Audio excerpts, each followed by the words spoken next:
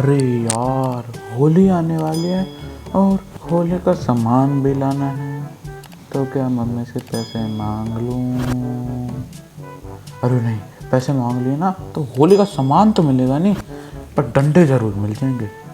अब क्या करूँ? चलो पूछ ही लेता हूँ। अरे मम्मी, वो होली, अरे पहले मेरी बात सुन। इस बार होली आने वाली है और तूने कुछ मांगा नहीं। अरे मम्मी, मैं तो यही पूछ रहा था, और आपकी इतनी ही इच्छा हो रही है तो दिलवा देना, मेरे को तो कोई दिक्कत नहीं है। अरे हट, पहले मेरी पूरी बात सुना कर। इस बार होली आने वाली है और तूने कुछ मांगा नहीं है ना, तो अच्छी बात है, कोई जरूरत नहीं है होली खेलने की। मम्मी ये गलत है, होली तो मैं खेलूंगा ही खेलूंगा।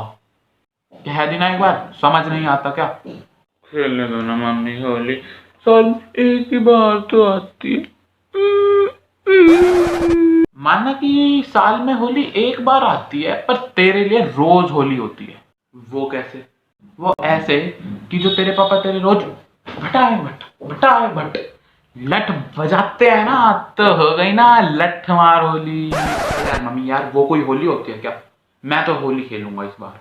नहीं मतलब नहीं, कह देना एक बार। यार मम्मी, मैं तो खेल लूंगा होली, और मुझे तो ये नहीं समझ आता, मेरे को हर साल मना क्यों करते हो होली खेलने से? तो तू हर साल भूल भुलैया का राजपाल यादव बन के आ जाता है ना, उससे मुझे डर लगता है कि पड़ोस की लड़के इतने हैंडसम होंगे पे डोरे ना डाल दें मुझे।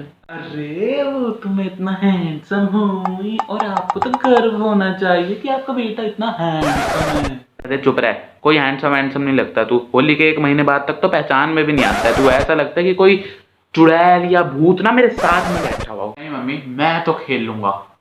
अबे निकम्मे, ये तो पता नहीं होगा कि होली बनाई किस लिए जाती है। बड़ा आया होली खेलेगा। हाँ, नहीं पता तो, और आप कभी बताते भी नहीं हो मुझे।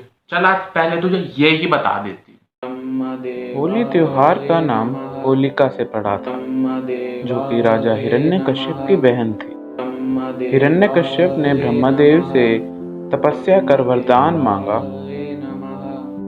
मुझे वरदान चाहिए कि ना तो मुझे कोई जानवर मार सके, ना ही कोई मनुष्य मार सके। फिर इस वरदान को पाकर उसने अपनी प्रजा को आदेश दिया, आज से मेरी पूरी प्रजा सिर्फ मुझे ही अपना भगवान मानेगी और सिर्फ मेरी ही पूजा करेगी। परंतु फिर भी उसके अपने पुत्र प्रहलाद ने भगवान विष्णु की पूजा जारी रखी। इसके कारण हिरण्यकश्यप बहुत क्रोधित हुआ। उसने अपने पुत्र को पहाड़ से नीचे गिरवा दिया, लेकिन भगवान विष्णु के कारण उसे कुछ नहीं हुआ। फिर हिरण्यकश्यप ने प्रहलाद को कुएं में गिरवा दिया, परंतु फिर भी उसे कुछ नहीं हुआ। उसके बाद हिरण्यकश्यप ने प्रहलाद को जंगली हाथी से कुचलवाने का आदेश दिया, परंतु फिर भी उसे एक खरोच तक नहीं आई। उसके बाद प्रहलाद को एक कमरे में बंद कर दिया जिसमें जहरीले सांप थे, परंतु फिर भी उसे कुछ नहीं हुआ। आखिर में होलिका ने प्रहलाद को अपने साथ अग्नि में बिठा लिया। होलिका को वरदान था कि वह आग में नहीं जल सकती, लेकिन फिर भी भगवान विष्णु ने प्रहलाद को आग में जलने से बचा लिया और होलिका को जलाकर भस्म कर दिया। उसके बाद भगवान विष्णु ने नरसिम्हा रूप धारण करके, मतलब कि आधा जानवर और आधा मनुष्य का रूप लेकर हिरण्यकश्यप को मार दिया। इसीलिए हर साल बुराई पर अच्छाई की जीत को याद दिलाने के लिए होलिका को जलाया जाता है। वाह मम्मी, ये तो बड़ी अच्छी कहानी थी, पर अब मेरे को होली भी खेलने दो ना प्लीज। अरे तेरी मम्मी बड़ी दिलदार है, दिलदार। चल जा, जी ले अपनी जिंदगी। तू भी क्या याद रखेगा, खेल लियो होली।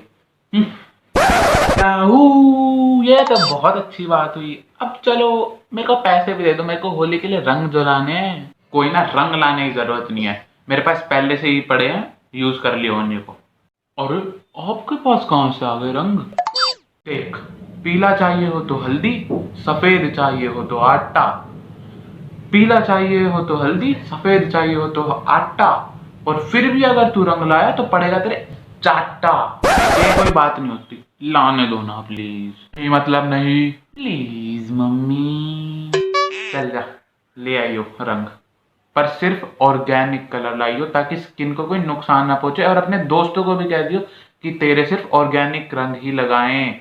और अगर गलती से भी तू पक्का रंग लगवा के आया तो घर में नहीं घुसने दूंगी अगले 1 महीने तक। ठीक है मम्मी, थैंक यू। और जाओ कह दो दुकानदारों से कि उनके खुशियों के दिन आ गए, क्योंकि मैं उनकी दुकान से सामान लेने आ रहा हूँ।